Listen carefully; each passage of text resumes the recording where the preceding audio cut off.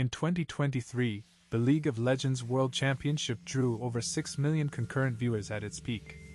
That is more than the NBA Finals, more than the Stanley Cup, and nearly on par with the Super Bowl.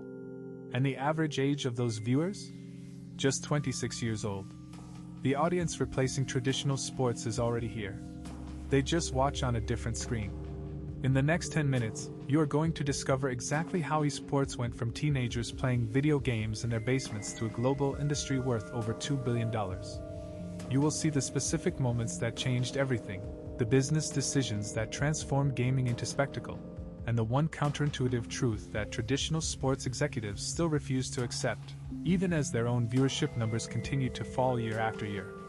To understand where esports stands today, you have to go back to where it started. Competitive gaming did not begin with Twitch or YouTube.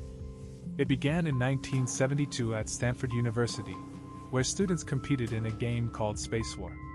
The prize was a year's subscription to Rolling Stone magazine.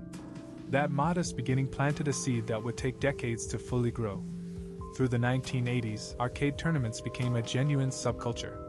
Atari hosted the first large-scale video game competition in 1980, attracting over 10,000 participants across the United States. These were not professional athletes. They were ordinary people who happened to be extraordinarily good at something nobody else had taken seriously yet. The 1990s changed the equation entirely.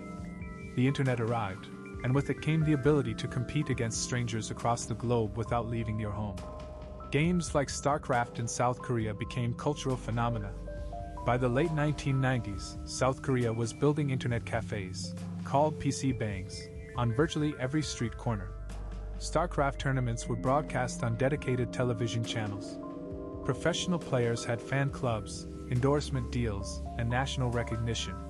South Korea did not just participate in early esports.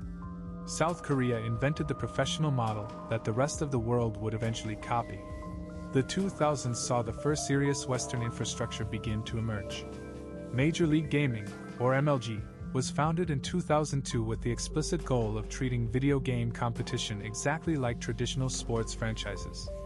They signed player contracts, built broadcast deals, and tried to create the league structure that millions of sports fans already understood. The results were mixed. The audience was there, but the mainstream money was not yet convinced. Then two things happened simultaneously in the early 2010s that completely changed the trajectory of esports forever. The first was the explosion of free-to-play games. League of Legends launched in 2009 and became the most played PC game on Earth without charging players a single dollar to download it. The barrier to entry collapsed. Suddenly the potential player base was not limited by who could afford a $60 game. It was limited only by who owned a computer. The second thing was Twitch. Launched in 2011, Twitch gave competitive gaming a live broadcast platform built specifically for its audience. Traditional television required negotiating with network executives. Twitch required only a camera and an internet connection. By 2014, Amazon purchased Twitch for $970 million. That single transaction sent an unmistakable message to every major corporation in the world. The audience watching other people play video games was real, it was enormous, and it was willing to spend money. But here is what nobody talks about when they discuss esports growth. The viewership numbers alone never tell the complete story. What made esports genuinely threatening to traditional sports was not just how many people watched. It was who those people were. The 18 to 34 demographic, the exact group that every advertiser on Earth desperately wants to reach, had essentially stopped watching. Linear television. NFL ratings among young men dropped nearly 20% between 2015 and 2022. MLB games average a viewer age of 57 years old. 57. Meanwhile, the median esports viewer is in their mid-20s and spends an average of 7 hours per week consuming esports content across multiple platforms. Advertisers noticed. Then brands noticed. Then traditional sports team owners noticed. In 2017, the NBA launched the NBA 2K League, becoming the first major North American professional sports organization to operate a fully integrated esports league.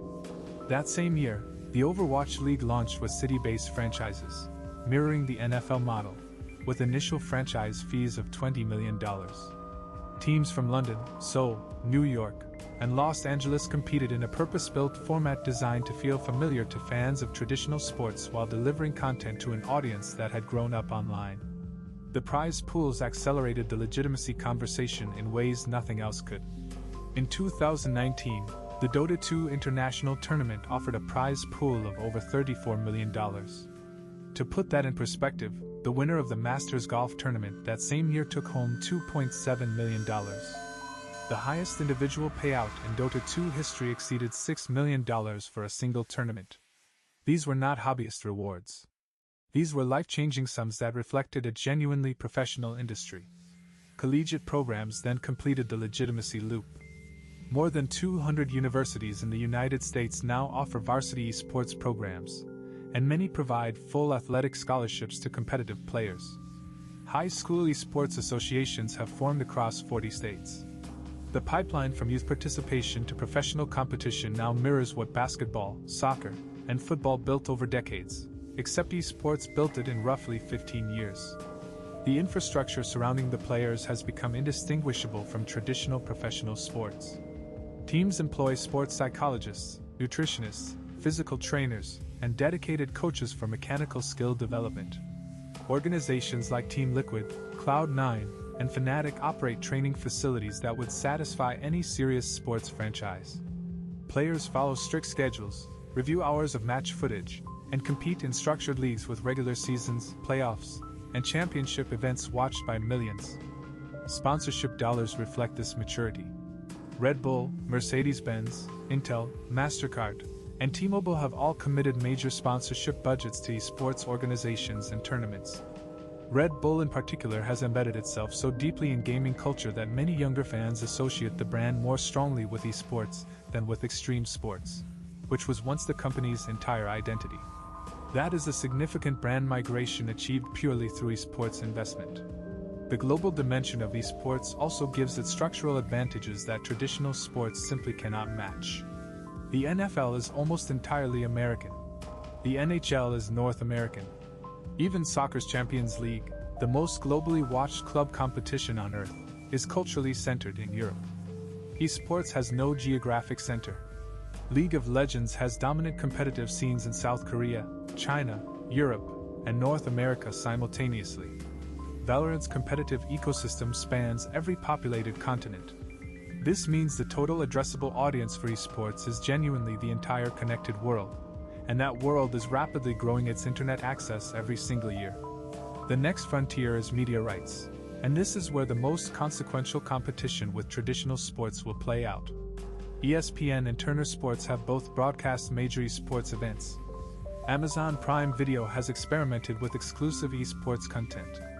The question is not whether major streaming platforms will bid seriously for esports rights packages. The question is when those rights packages will begin to rival the billion-dollar deals that the NFL and Premier League currently command. By most projections from analysts at Goldman Sachs and Newzoo, global esports revenues will exceed $5 billion before the end of this decade. That figure includes media rights, sponsorships, merchandise, ticket sales, and game publisher investments.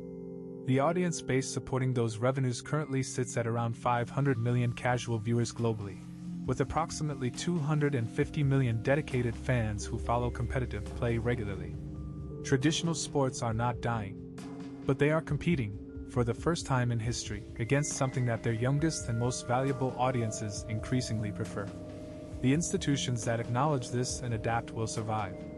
The ones that dismiss competitive gaming as a passing trend are making the same mistake that television executives made when they dismissed the internet in 1999. Esports became bigger than traditional sports among young audiences not because video games are inherently better than athletic competition. Before you go, if you learned something valuable today, hit that like button right now. Subscribe to Flash Trend for a brand new video every single day. We will see you in the next one.